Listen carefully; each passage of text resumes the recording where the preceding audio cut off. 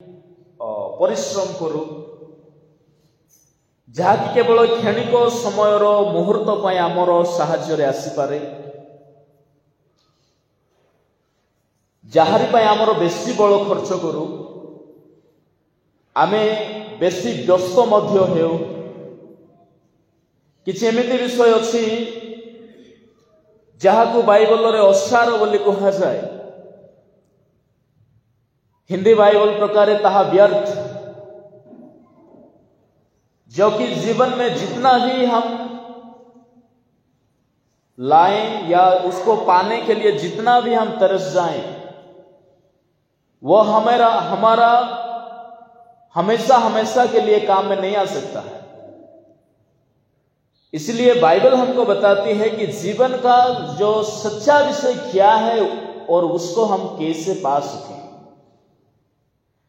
किंतु गोटे सामाजिक मनुष्य भाव में आमे किछि किछि एमिति विषय अच्छी जहाँ को ज्ञानी सोलोमन नोटिस कले जहाँ व्यर्थ जहाँ आम जीवन को केवल क्षणिक मात्र सुख दे पारे किंतु विश्वासीर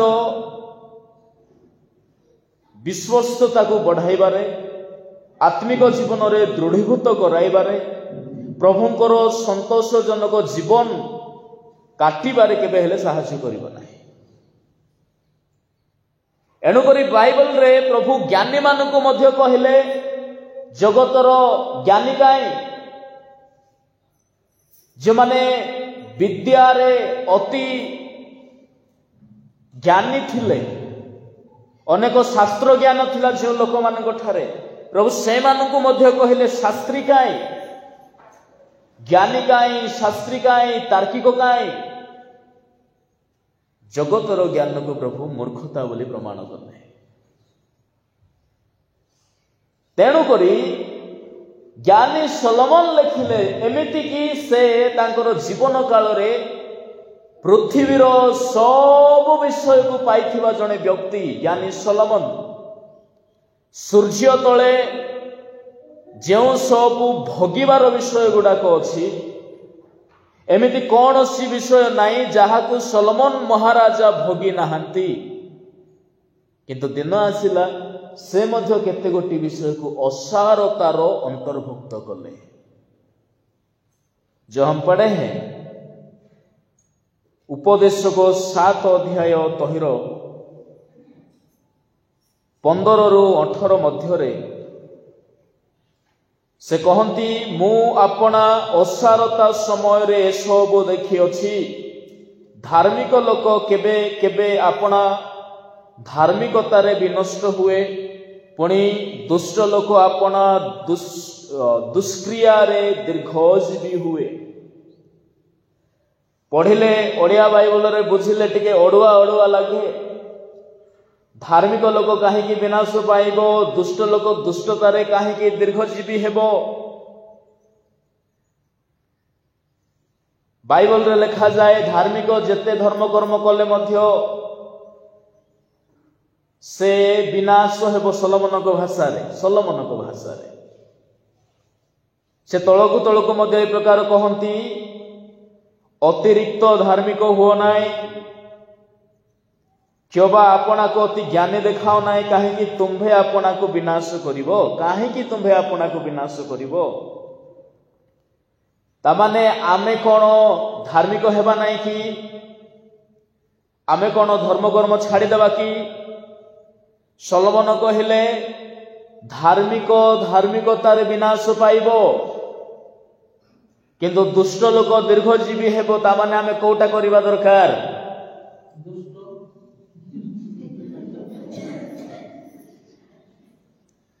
मो प्रिय प्रभु लोक माने धार्मिकता सेते बेले नष्ट आड़क विनष्ट आड़क जीव से समय असार रही से लाइन इज मस्ट इंपोर्टेंट। असार दिन सकल कथा से कहउछंती कहीं गोटे धार्मिक पड़ो कहीं आपण जिते भल कले लोकंर मन को जीवे ना कहीं से समय ବ୍ୟର୍ଥର ସମୟ ହେଇଥିବ। ତେଣୁକରି ସେ କହନ୍ତି 15ର ପ୍ରଥମ ଲାଇନ, ମୁଁ ଆପଣା ଅସାରତା ସମୟରେ ଏସବୁ ଦେଖିଛି। କୋଉ ସମୟରେ ସେ ଦେଖିଲେ? ଅସାରତାରେ।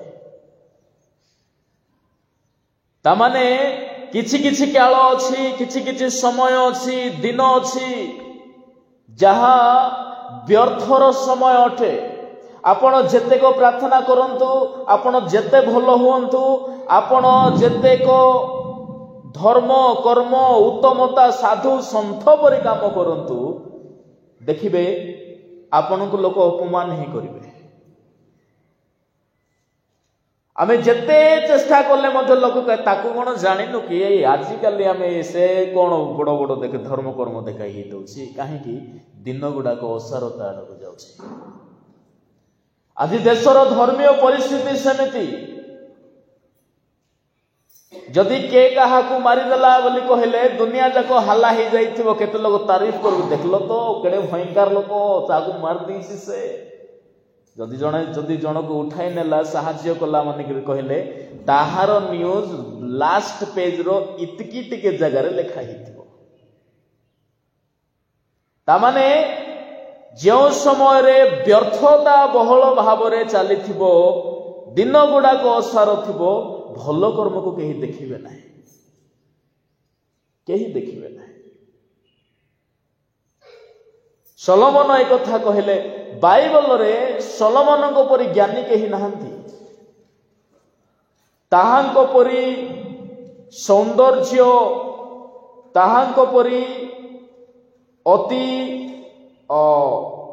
ଜଗତର ଭିନ୍ନ ଭିନ୍ନ ପ୍ରକାରର ଉତ୍ତମ ବିଷୟର ଉପଭୋଗୀ କେହି ନାହାନ୍ତି।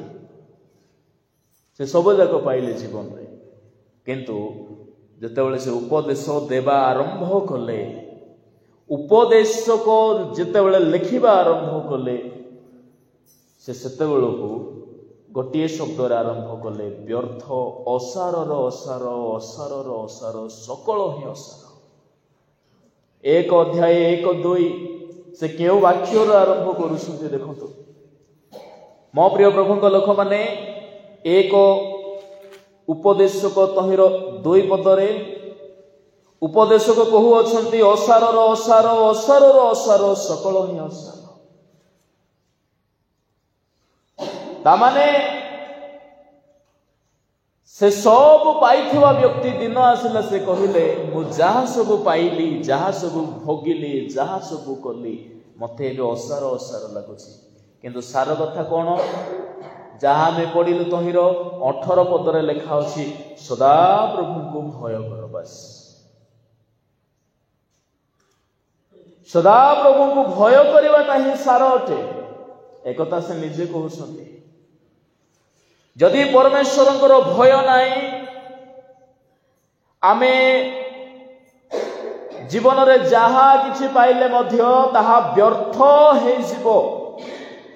ଆପଣ ଆପଣା ସଂସାରକୁ ନିର୍ମାଣ କରନ୍ତୁ, ପ୍ରଫେସନାଲ କ୍ୟାରିୟରକୁ ନିର୍ମାଣ କରନ୍ତୁ, ଫ୍ୟୁଚର ନିର୍ମାଣ କରନ୍ତୁ, କିନ୍ତୁ ପରମେଶ୍ୱରଙ୍କର ହସ୍ତ ଯଦି ନାହିଁ ତାହା ବ୍ୟର୍ଥ ହୁଏ। ଦାଉଦ କହିଲେ, ସଦାପ୍ରଭୁ ଯେବେ ଗୃହ ନିର୍ମାଣ ନ କରନ୍ତି, ନିର୍ମାଣକାରୀ ମାନେ ବ୍ୟର୍ଥରେ ପରିଶ୍ରମ କରନ୍ତି। କେମିତି ପରିଶ୍ରମ କରନ୍ତି? ପରମେଶ୍ୱର ଯଦି ହସ୍ତ ଦେଇନାହାନ୍ତି, ଆମ ଜୀବନ ଗଠନ ହେଇପାରିବ ନାହିଁ, ଆମେ ଯେତେ ଚେଷ୍ଟା କରୁ। ବେଳେ ବେଳେ ଆମେ ହାରି ଯାଇଥାଉ ଜୀବନ ମଧ୍ୟରେ, ଥକି ଯାଇଥାଉ ଜୀବନ ମଧ୍ୟରେ କିଛି କିଛି ବିଷୟକୁ ପାଇବା ପାଇଁ, ହାସଲ କରିବା ପାଇଁ। କିଛି ବିଷୟରେ ଆମେ ଏତେ ମାତ୍ରାରେ ଭାଙ୍ଗି ପଡିଥାଉ ଯେ ବାହାରକୁ ପଦାକୁ ବାହାରିବା ପାଇଁ ଆମମାନଙ୍କୁ ଲଜ୍ଜା ଅନୁଭବ ହୁଏ। ମୁଁ ଆପଣମାନଙ୍କୁ କହିବା ପାଇଁ ଚାହେଁ, ଯଦି ପରମେଶ୍ୱର ନିର୍ମାଣ କରୁଛନ୍ତି ତାହା କେବେ ବ୍ୟର୍ଥ ହେବ ନାହିଁ। ଗୀତ ସଂହିତା 137:2 ତହିଁରେ ଲେଖା ଅଛି, ସେ କହୁଛନ୍ତି, ଦାଉଦ କହିଲେ, ଜଣେ ବ୍ୟକ୍ତି ପ୍ରଭାତରେ ଉଠିବ, ବିଳମ୍ବରେ ବିଶ୍ରାମ ନେବ, ଶାନ୍ତିର ଖାଦ୍ୟ ଖାଇବ, ଯଦି ତାହାଠାରେ ପରମେଶ୍ୱରଙ୍କର ହସ୍ତ ପଡ଼ିନାହିଁ, ପରମେଶ୍ୱର ତାହାକୁ ନିର୍ମାଣ କରିନାହାନ୍ତି, ବ୍ୟର୍ଥ ହୋଇଯିବ। जड़े व्यक्ति प्रभात रे उठे विलंब विश्राम करे अर्थात से जड़े परिश्रमी व्यक्ति। यह अलसुआ मानकर कथा नुहे। अलसुआ माने विलंब उठते जल्दी शोई दियंती सेटा को अलसुआ बोली कहबे। किंतु परिश्रमी व्यक्ति जल्दी उठे विलंब शुए ताकू विश्राम नेबा प्रति एते ध्यान न थाए से परिश्रमी अटे। तथापि जदि परमेश्वरंकर भय नाही व्यर्थ होबो, परमेश्वर निर्माण करि नाहंती व्यर्थ होबो। बाइबल रे केते गोटी विषय को सोलोमन असार असार असार बोली कहिले।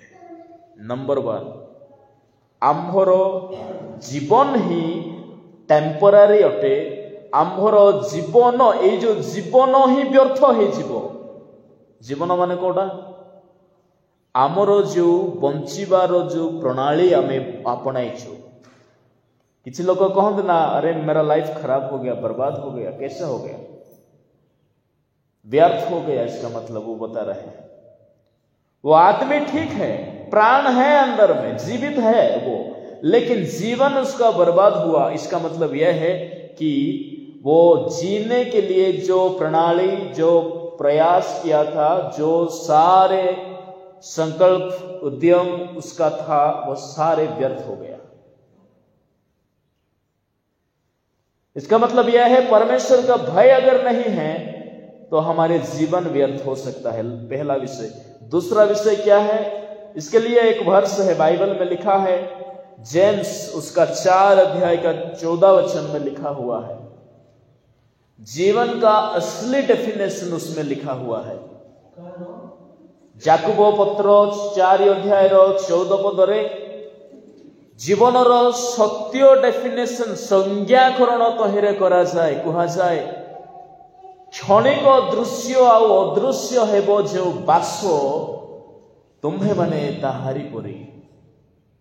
ये है हमारा जीवन का सच्चा डेफिनेशन। जीवन का मतलब यह नहीं है कि हम, इंसान का मतलब यह नहीं है कि वो पैदा होगा और पूरा आसमान को ही छुएगा, ऐसा कोई डेफिनेशन नहीं है। अगर वो परिश्रमी है, ज्ञान है, शिक्षा है, कुछ कर सकता है तो वो हो सकता है। लेकिन हर एक व्यक्ति का, वो किसी भी वर्ग का हो, किसी भी संप्रदाय का हो, वो किसी भी प्रोफेशनल बैकग्राउंड का हो, उसका एक ही डेफिनेशन है कि हम आज जो जीवित है काल को रहेंगे कि नहीं रहेंगे इसका कोई गारंटी नहीं है। इसका ही डेफिनेशन, यही डेफिनेशन, सबका डेफिनेशन एक ही है। मो पालक मु गारंटी दे कहि परिबे नै जे काली को मते मुई बंचिकी रहिबी ना।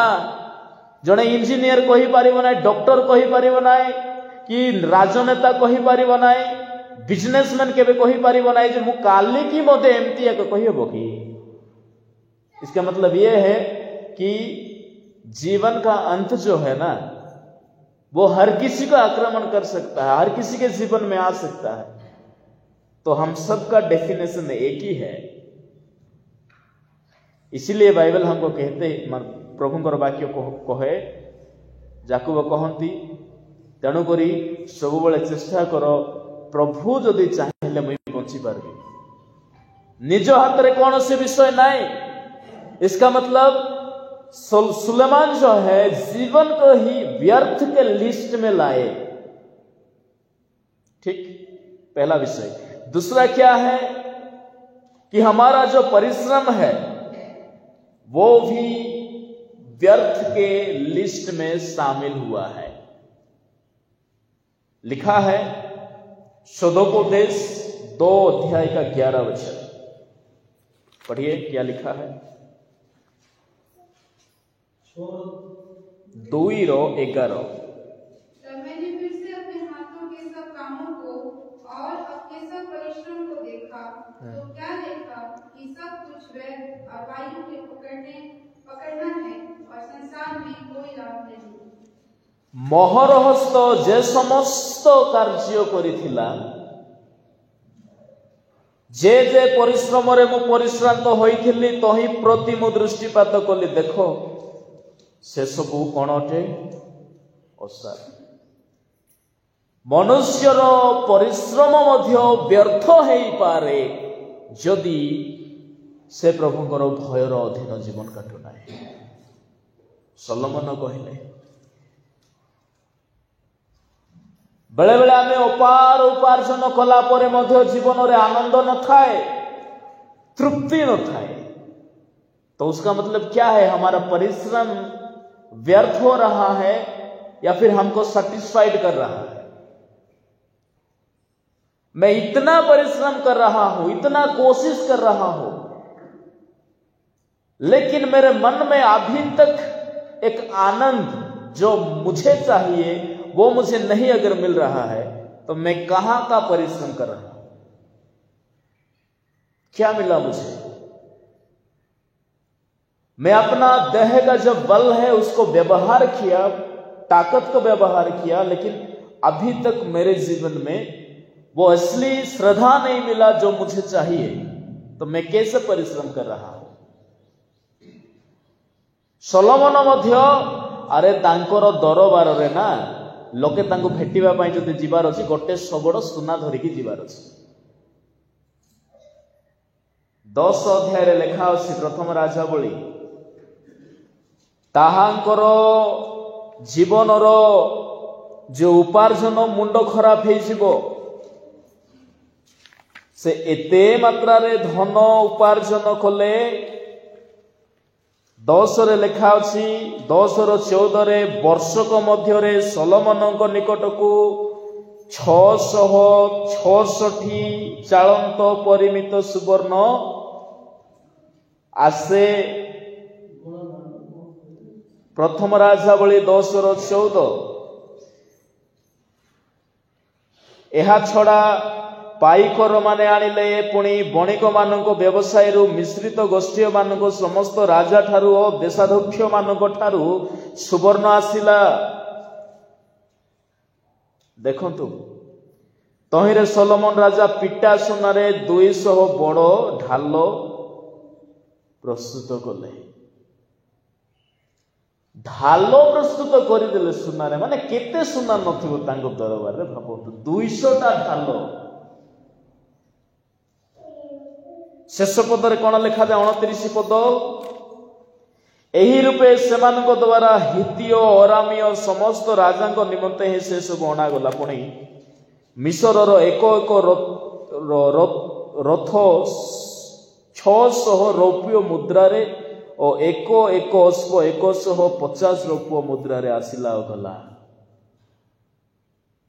सगल सगल रथ रथ सुना रूपा एते सबु धनिक विषय गुड़ाक सलोमनकर दरबार को आसुची। आ सही सलोमन कौन बोली कहले? परिश्रम मोर व्यर्थ हो गला। तामाने आंभर जीवनर आनंद प्रभु ठारे ही अछि। तेणु पाउल कहले आनंद कर पुनश्च कोसी प्रभु ठारे आनंद कर। प्रभु ठारे आनंद करने सीखिबा दरकार। हमको पता नहीं है कि कैसे मुझे प्रभु में आनंदित रहना है। अगर आप एक बार प्रभु का जो आनंद को अपने जीवन में लाए, तो कोई भी तकलीफ आए जीवन में आप उसको हरा सकते हैं। उसका अधीन हम कभी नहीं हो सकते हैं। पाउल को जते बड़े मरा जाउथला पिठी रे करड़ा पाउलंक पर क्लेश के पाई नाहंती। से तो कहले मु गर्व रे कहबी कृष्ण को पाई मु बेसी माडो खाइछि, किंतु सही व्यक्ति कहउछन्ते आनंद कर। जीवन रे आनंद आसिला कोठी? आज जदि घर भर्ती सुना रखी सलोमन राजा कहले व्यर्थ बोली, किंतु पाउलंकर जीवन रे किछि नथिला, शिष्य मानक जीवन रे किछि नथिला। जणे व्यक्ति जेतेबेले जहन पितर जेरुसालेम मंदिर रे जाउछन्ती, प्रेरित पुस्तक रे लेखा अछि, सेई जणे हैंडिकैप्ड लोक, शारीरिक अक्षम लोक, से जहन पितर को देखि किछि पाइबार आशा रखिला, किंतु पितर कोन बोली कहले? सुना की रूपा मोठारे नाही, मोठारे गोटे नाम केवल अछि। यीशुଙ୍କ नाम रे उठ आउ चलो। से उठला चलला। ସୁନା ରୂପାର ସେବା କାର୍ଯ୍ୟ କରାଯାଏ ନାହିଁ। ସୁନା ରୂପାର ଲାଳସାରେ ସେବା କାର୍ଯ୍ୟ ବଢେ ନାହିଁ। ଆଜିର ଜଗତରେ ଭ୍ରାନ୍ତ ପ୍ରଚାର କରାଯାଏ ଯେ ଲୋକଙ୍କୁ ଟଙ୍କା ଦେଇକି ଧର୍ମ ପରିବର୍ତ୍ତନ କରାଯାଏ ବୋଲି କୁହାଯାଏ, କିନ୍ତୁ ଉଲ୍ଟା ରିଏଲିଟି କଣ ତାର ଉଲ୍ଟା ଅଟେ। ଆମ ଲୋକମାନେ ଆମ ପାଳକ ମାନଙ୍କ ଠାରୁ ଶୁଣିବା ପାଇଁ ନିଜ ଠାରୁ କିଛି କିଛି ଦିଅନ୍ତି, ଆଜ୍ଞା ଏଇଟା ନିଅ ଆମକୁ ବାକ୍ୟ କୁହ ବୋଲି କହନ୍ତି। କିନ୍ତୁ ସମାଜରେ କଣ ପ୍ରଚାର ଚାଲିଛି, ଏଇ ପାଳକ ମାନେ ଡାବୁ ଦେଉଛନ୍ତି ଆଉ ଘର ପରିବର୍ତ୍ତନ କରାଉଛନ୍ତି। ସେମିତି ହେଉଛି କି ଆପଣ ମାନେ ଆମକୁ ଦେଉଛନ୍ତି ଯେ ଆଜ୍ଞା ଆମେ ଏତିକି ମାନେ ଆପଣ ମାନେ ଯୋଉ ଅଫରିଂ କରୁଛନ୍ତି ଦ୍ୟାଟ୍ ମିନ୍ସ କଣ ଅଟେ, ଆପଣ ନିଜର ସେବକ ମାନଙ୍କର ପାଇଁ ଆପଣ ସେମାନଙ୍କର ଭରଣ ପୋଷଣ ସେମାନଙ୍କର ଜୀବନ ପାଇଁ ଆପଣ କିଛି ବିଷୟ ଦଉଛନ୍ତି। ସୁନା ରୂପରେ ସେବା କାର୍ଯ୍ୟ ହୁଏ ନାହିଁ। ବାଇବେଲ ତାହାକୁ ବ୍ୟର୍ଥ ବୋଲି କହେ। ଜଣେ ବ୍ୟକ୍ତି, ସେ ବ୍ୟକ୍ତି ଥିଲା ବାଇବଲରେ 12 ଅଧ୍ୟାୟ ଲୁକ ସୁସମାଚାର 16-21 ଲେଖାଯାଏ। କଣ ଘଟିଛି, ଏକ ସମୟରେ ତାହାର କ୍ଷେତରେ ଯଥେଷ୍ଟ ପରିମାଣରେ ଫସଲ ହେଲା, ରଖିବା ପାଇଁ ଜାଗା ହେଲା ନାହିଁ। ତାହାର ଗୋଦାମ ଗୁଡାକ ଭାଙ୍ଗିବାକୁ ପଡିଲା। ସେ କହୁଛି ମୋର ଛୋଟ ଛୋଟ ଅମାର ଅଛି, ବଡ ବଡ କରି ତୋଳିବି। ଅମାର ବଡ କଲା, ସଞ୍ଚୟ କଲା, ବଢିଆ ଗୋଟେ ଆସନରେ ବସିକି କହୁଛି, ରେ ମନ ପ୍ରଭୁଙ୍କୁ ଧନ୍ୟବାଦ ଦେଇଥାନ୍ତା, ପ୍ରଭୁ ଆଜି ମୋ କ୍ଷେତରେ, ଏଇ ବର୍ଷ ମୋ କ୍ଷେତରେ ବଢିଆ ଫସଲ ତମେ ଦେଇଛ, ଏ ଫସଲର 10% ଅର୍ଥାତ 10% ମୁଁ ଆପଣଙ୍କୁ ଦେବି। କିନ୍ତୁ ସେ କାହା ସାଙ୍ଗରେ ଯୋଗାଯୋଗ କଲା,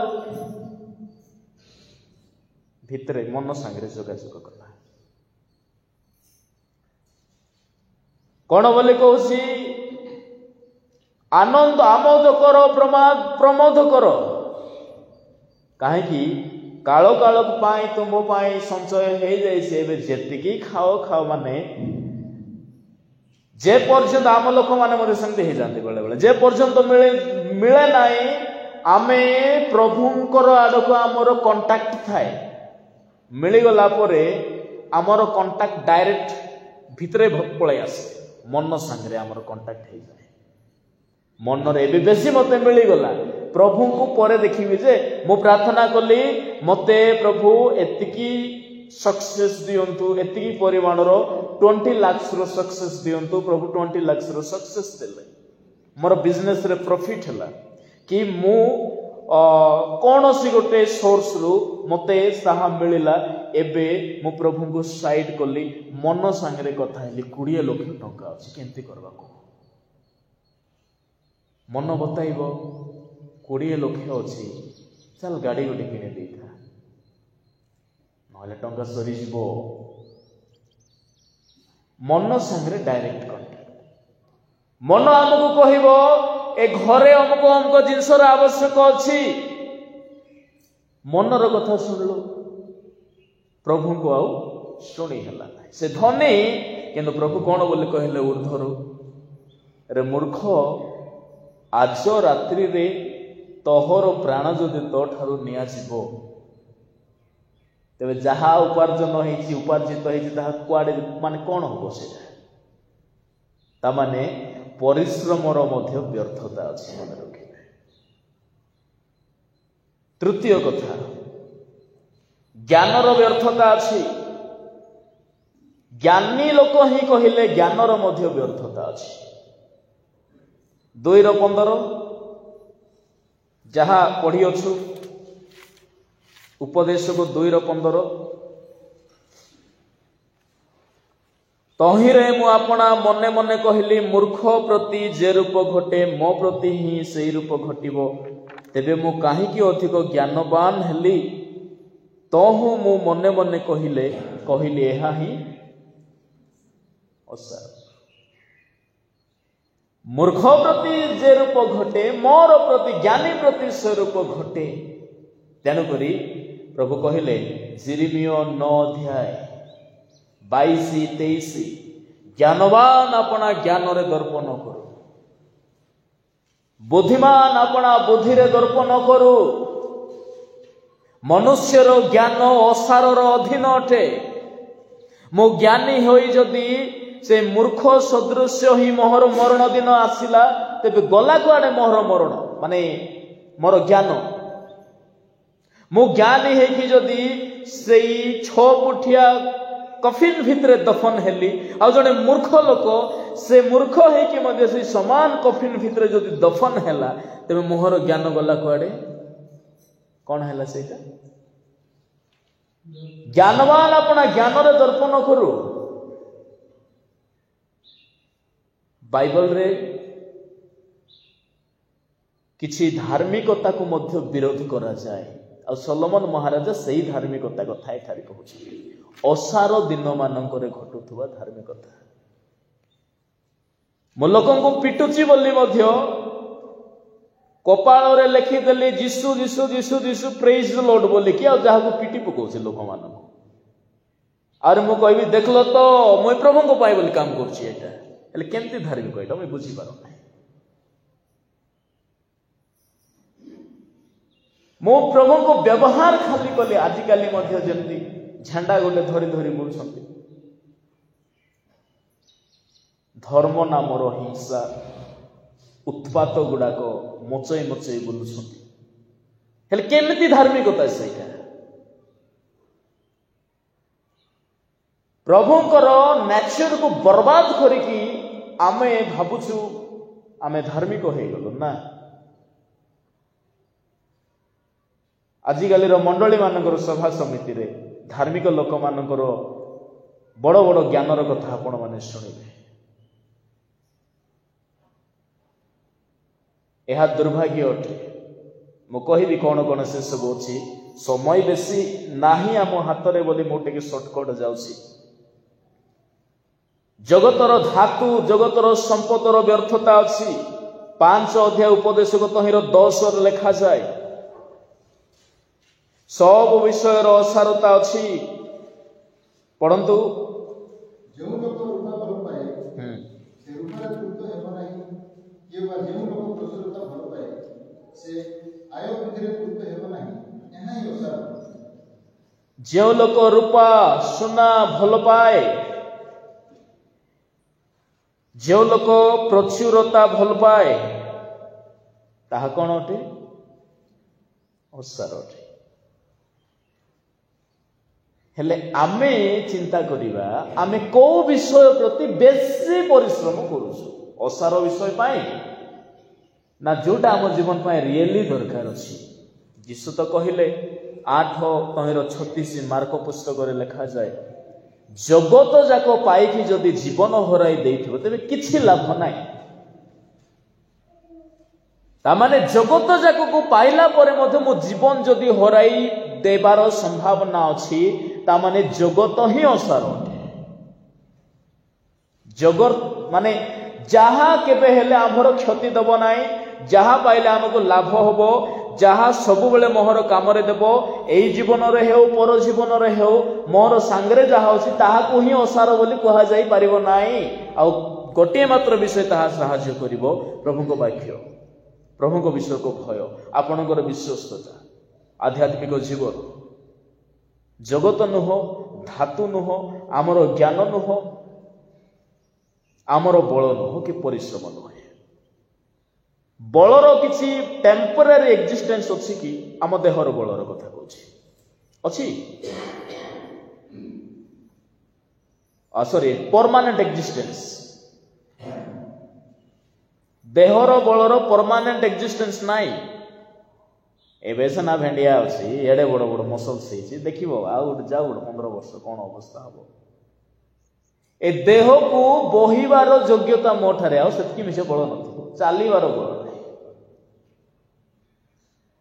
एबे सेना मोर मेमोरी पावर बहुत माने प्रेजेंट माइंड अछि मोर आ केते दिन जाउ कोटा कहले को बाटे बाटे बाहर जाउथो एटा किसटा कहउछन कोनटा कहउछन मते बुझा पड़ो नै नै।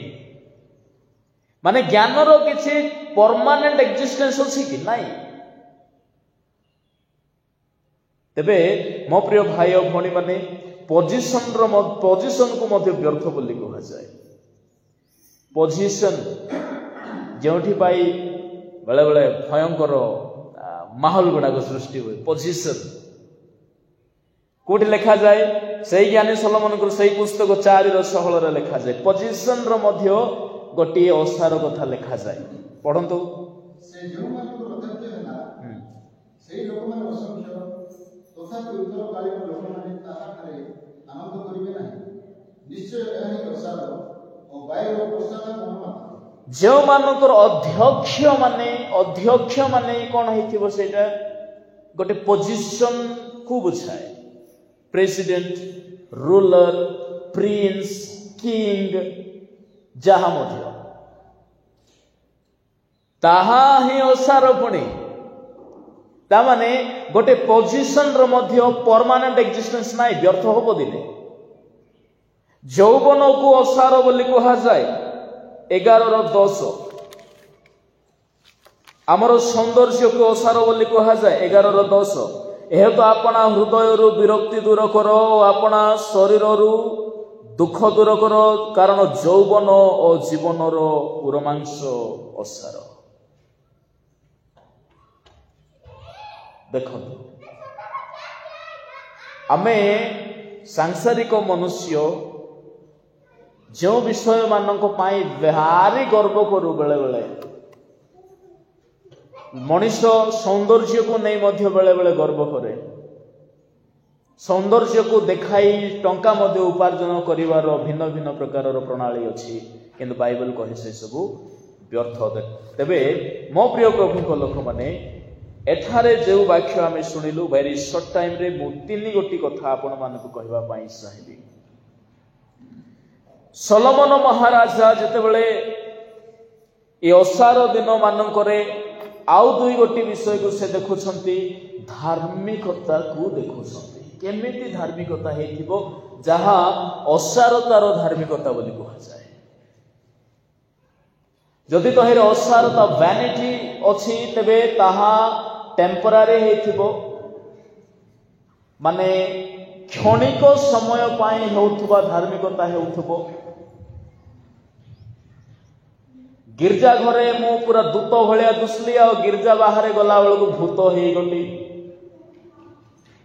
एमिति परि जदि धार्मिकता अछि तेबे ताहा ओसार दिनर धार्मिकता अटे गिरजा घरे साधु बाहर टिके गले जना पड़िबो असली रूप कोन तेबे मो प्रिय प्रभु लोक माने अतिरिक्त धार्मिक हुओ नाई ताहार अर्थात ताहा अटे से गोटे प्रकार धार्मिकता को कहते 2 प्रकार धार्मिकता अच्छी रोमियो पुस्तक 10 अध्याय 3 पद टिके पढ़ु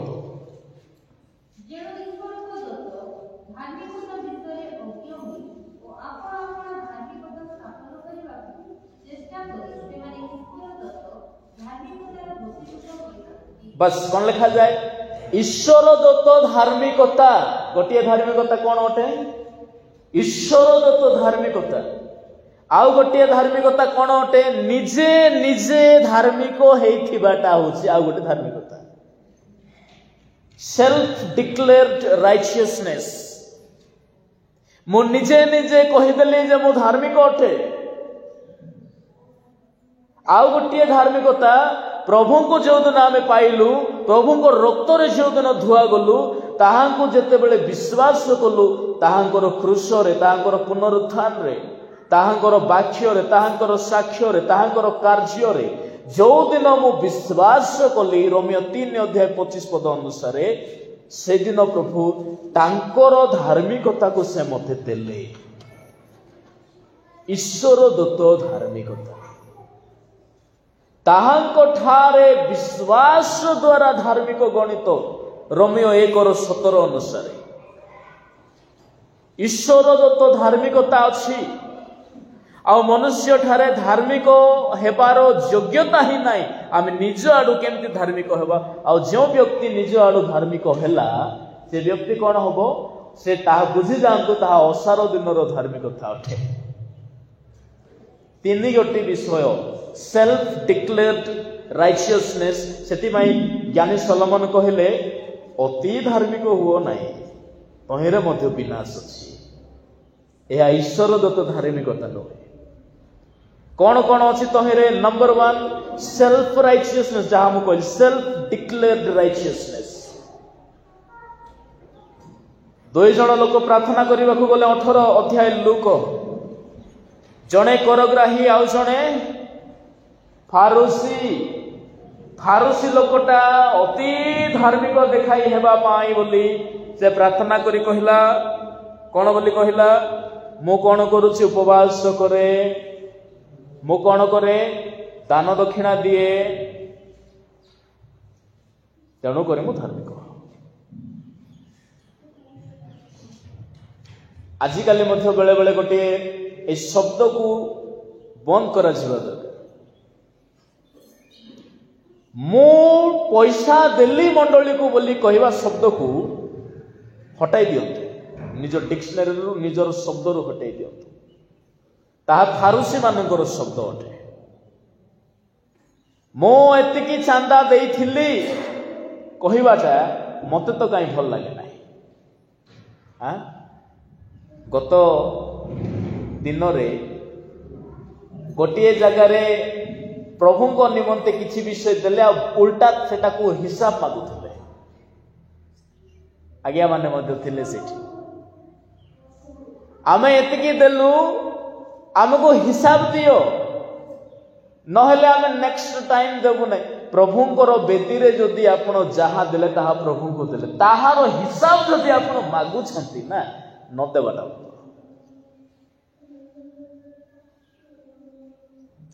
ମୁଁ କେମିତି ତାହେଲେ ଦେଲି କି ସେଟା? ଏସବୁ ବିଷୟ ପ୍ରତି ଫାରୁସି ମାନେ କହୁଥିଲେ, ମୁଁ ଏତିକି ଟଙ୍କା ଦଶମାଂଶ ଦଉଛି। ମୁଁ ଯାହା ଗୋଟେ ସାଧାରଣ ବିଶ୍ୱାସ, ଯେଉଁମାନେ ତାହାକୁ ହିସାବ କରିବେ, ବିନିଯୋଗ କରିବେ, ପ୍ରଭୁଙ୍କ ନିମନ୍ତେ ବ୍ୟବହାର କରିବେ, ସେମାନଙ୍କ ପାଇଁ ସ୍ପେଶିଆଲି, ତାହା ପାଇଁ ସ୍ପେଶିଆଲି ଆମର ଟିମ୍ ଅଛନ୍ତି, କମିଟି ଅଛନ୍ତି, ଅନ୍ୟମାନେ ଅଛନ୍ତି। କିନ୍ତୁ ବେଳେ ବେଳେ କଣ ହୁଏ, এই ପ୍ରକାର ଶବ୍ଦ ଗୁଡାକ ତହିଁରେ ଆସେ। ମୁଁ ଆପଣମାନଙ୍କୁ କହିବା ପାଇଁ ଚାହେଁ, ସେଇ ଯୋଉ ଫାରୁସି ଯାଇକି ପ୍ରଭୁଙ୍କ ନିକଟରେ ନିଜର ଧାର୍ମିକତାକୁ ଦେଖାଇଲା, ପ୍ରଭୁ କହିଲେ ଏଇ ଲୋକଟା ନାହିଁ। କିନ୍ତୁ ଜଣେ ଆସିଲା ଛାତିରେ ମାରି ହିଁ କହିଲା, ପ୍ରଭୁ ମୁଁ ପାପୀ, ମତେ ଦୟା କର, ସେଇ ଲୋକ ଧାର୍ମିକ ହେଲା। ଆତ୍ମଘୋଷିତ ଧାର୍ମିକ ବା ନିଜର ହସ୍ତର କର୍ମରେ, ନିଜର ଦାନରେ, ନିଜର ପ୍ରାର୍ଥନାରେ, ମୁଁ ନିଜର ବାକ୍ୟର ଜ୍ଞାନରେ ଯଦି ମୁଁ ନିଜକୁ କହୁଛି ମୁଁ ବେଶୀ ଧାର୍ମିକ, ତାମାନେ ମୁଁ ଧାର୍ମିକ ନୁହେଁ। ପ୍ରଥମ ବିଷୟ। ଦ୍ୱିତୀୟ ବିଷୟ କଣ ଅଟେ? ନିୟମକୁ ଧରିକି କିଛି ଲୋକ ଭାବି ଦିଅନ୍ତୁ ମୁଁ ଧାର୍ମିକ ବୋଲି। ଏକଥା ମଧ୍ୟ ବାଇବଲରେ କୁହାଯାଏ। ମାଥିଉ 23 ଅଧ୍ୟାୟର 28 ପଦରେ ଗୋଟିଏ ବିଷୟ ଲେଖାଯାଏ, ଫାରୁସି ମାନଙ୍କର ସମ୍ବନ୍ଧରେ ଲେଖାଯାଏ। ମାଥିଉ 23:28। ସେହି ପ୍ରକାର ତୁମେମାନେ ମଧ୍ୟ ବାହାର ଲୋକଙ୍କ ଦୃଷ୍ଟିରେ ଧାର୍ମିକ ଦେଖାଯାଅ, କିନ୍ତୁ ଭିତରେ କପଟ ଓ ଅଧର୍ମରେ ପରିପୂର୍ଣ୍ଣ। ଫାରୁସି ମାନେ ବାହାରେ ଖାଲି ଧାର୍ମିକ ଦେଖାଉଛନ୍ତି। କାହିଁକି? ସେମାନେ ପର୍ବ ଚାନ୍ଦା ଦେବାର ଅଛି ବୋଲିକିରି କହିଲେ ଦେଇଦେଇଥିବେ। ଅଲଗା ବିଷୟ ସେମାନେ ସେମାନଙ୍କର ହୃଦୟର ସହିତ କିଛି ବିଷୟ କରନ୍ତି ନାହିଁ। ନିୟମ ଅନୁସାରେ, ନିୟମରେ, ସମ୍ବିଧାନରେ ଏଇଟା ଲେଖା ହେଇଛି ବୋଲିକିରି ବେଳେ ବେଳେ ଦାବି କରନ୍ତି ନାହିଁ କି ଲୋକମାନେ। ଏଇଟା ଲେଖା ହେଇଛି ସମ୍ବିଧାନରେ, ଦେଖିଲା ବେଳକୁ ସେ ନିଜେ ତ କଣ ଆମେ ଜାଣିଛୁ ଭଲରେ, ସେ ସମ୍ବିଧାନକୁ ବ୍ୟବହାର କରି ବେଳେ ବେଳେ ଲୋକେ ନିଜକୁ ବଡ ବଡ ଧାର୍ମିକ ଦେଖେଇ ଦିଅନ୍ତି। ଫାରୁସି ମାନେ ସେମିତି ଦେଖାଉଥିଲେ। ଫାରୁସି ମାନେ ଚିକେନ ମସଲାର ମଧ୍ୟ ଦଶମାଂଶ ଦିଅନ୍ତି, ଅଦା ରସୁଣର ଦିଅନ୍ତି। ଏତିକି ଟିକେ ତେଲ ପକାଇଲେ ଆଜି ତରକାରୀରେ, ସେ ତରକାରୀର ତେଲର ଦଶମାଂଶ ସେମାନେ ସାଇଡ କରିକି ଦିଅନ୍ତି। ମାତ୍ର କୋଉ ଗୋଟେ ଗରିବ ଲୋକ ପାଖରେ ବସିଥିବ, ତାହାର ମେଜରୁ ପଡିଥିବା ଅଇଁଠା ସୁଦ୍ଧା ଖାଇବାକୁ ଦିଅନ୍ତି ନାହିଁ। ହେଲେ କେମିତି ଧାର୍ମିକ ଏଟା? ମାନେ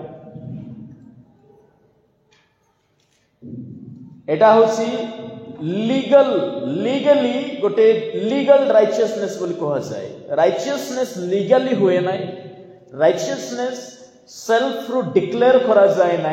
राइचियसनेस इज सेटा ईश्वरंकर दत्त अटे।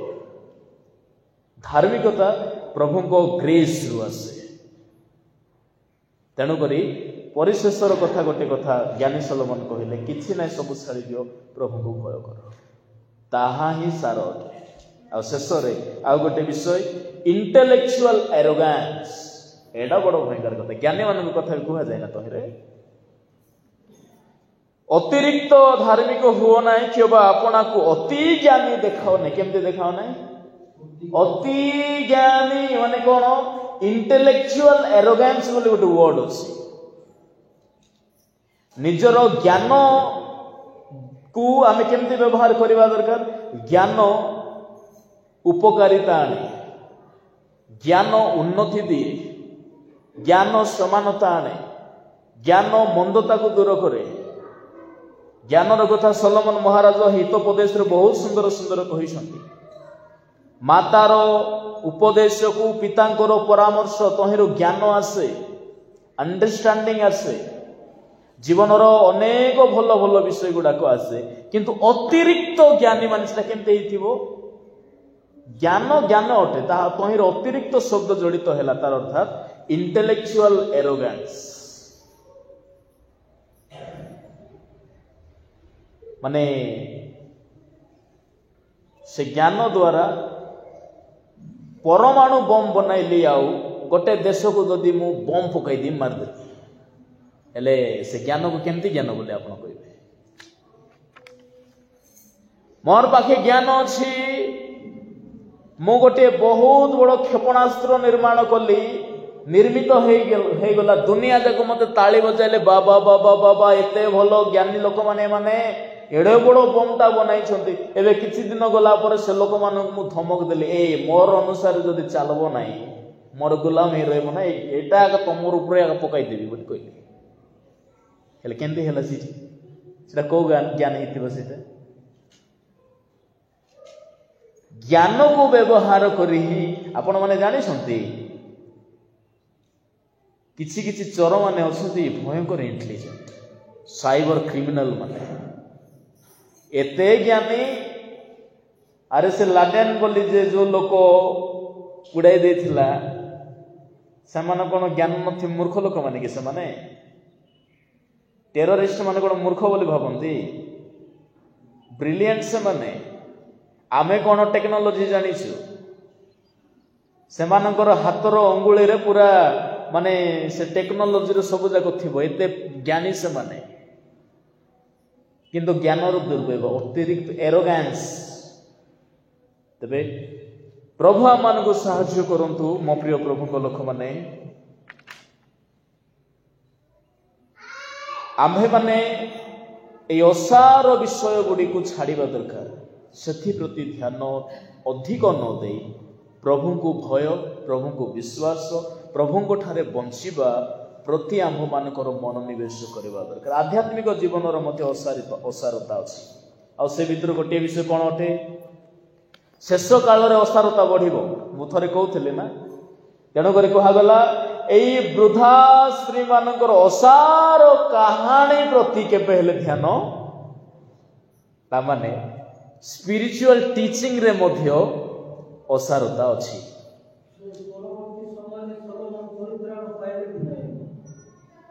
सेटा आलोचना करिबा